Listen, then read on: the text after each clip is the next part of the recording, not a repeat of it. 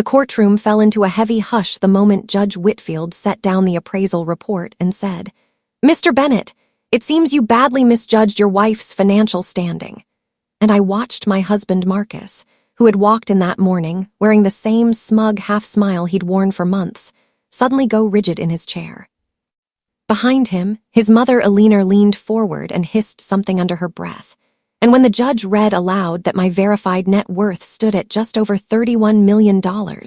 she rose so abruptly her chair toppled backward before her knees buckled, and she crumpled to the courtroom floor in a dead faint.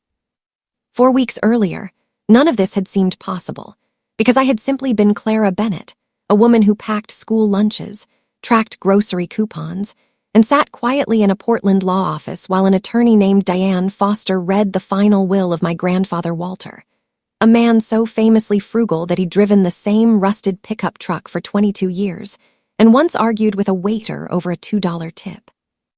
What no one in that room understood, including me, was that beneath his flannel shirts and second-hand boots, Walter had spent 5 decades quietly building an empire of timberland, rental properties, and a private trust with my name etched into every clause of it. Marcus leaned toward me the instant Diane finished reading, his eyes bright with a hunger I had never seen in 16 years of marriage, and when he whispered, "So how much exactly are we talking about?" I felt something inside me quietly crack, because he hadn't asked how I was feeling about losing my grandfather, only how much I now controlled. That night he told me we needed a plan for managing everything. And though I nodded along at the time, I would later realize that word, everything, had never once included me. The following week, our children Owen and Lily convinced me to surprise Marcus on his business trip to Seattle with his favorite chocolate cake, and it was outside his hotel's restaurant, hidden behind a stone pillar with my son's hand gripping mine, that I watched my husband laugh warmly with a woman in a red coat and tell her, "Don't worry, she doesn't have the resources to fight me on any of this." My stomach turned to ice as he added that he'd already met with a divorce attorney and intended to find out exactly what she's sitting on, once the paperwork was filed, and I steered my children back to the airport that evening without ever announcing we'd come, choosing silence not out of fear, but because I needed to understand the full shape of what he was planning. Diane Foster's office became my second home over the next several days, and it was there she showed me an email Marcus's lawyer had sent to a wealth management firm 2 full days before my grandfather's will was even read, quietly inquiring how inherited trust assets might be traced and valued during a future divorce proceeding. When I asked how he could possibly have known that far in advance, Diane simply said, "That's exactly the question we need answered." And together we began combing through years of documents Marcus had once pressured me to sign without reading, including refinancing papers and an account access authorization I'd barely registered at the time. Divorce papers arrived on our porch that following Monday morning, delivered by a process server while my coffee was still warm on the counter, and buried inside the filing was a claim that I had potentially undisclosed assets I was concealing from my own husband. That accusation, coming from a man who had been secretly investigating my inheritance before I even knew its size, was almost darkly funny, and when Marcus came home that evening and slid a settlement folder across the table demanding I sign it, I pushed it back and told him plainly that I would not be frightened into anything I didn't fully understand.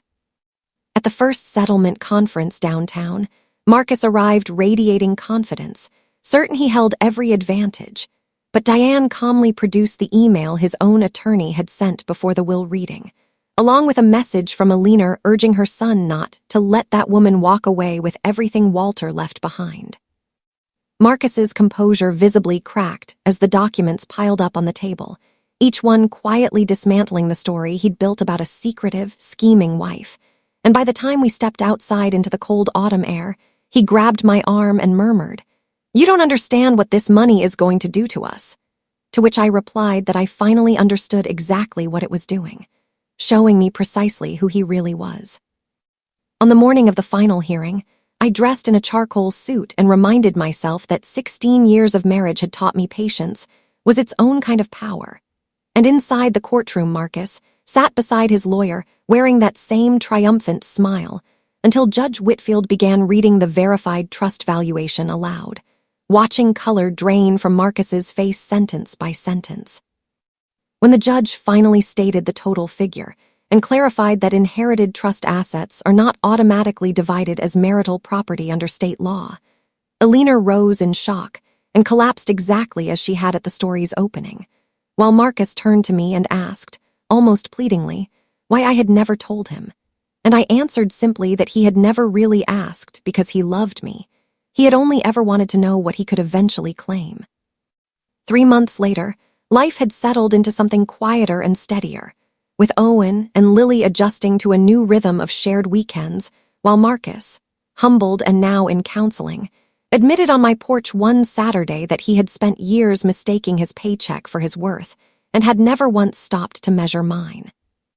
I used part of my inheritance to build a modest family foundation, teaching financial literacy to single parents in our community, because I never wanted another woman to feel as unprepared as I once had. And sitting on the back porch one evening with my children laughing beside me, I finally understood that my grandfather's true gift was never the $31 million, but the quiet, unshakable lesson that no one gets to define your worth but you. Please subscribe to our channel and share this video with your friends and family. We create entertaining and inspiring stories for our viewers, and your support helps us continue making great content for you.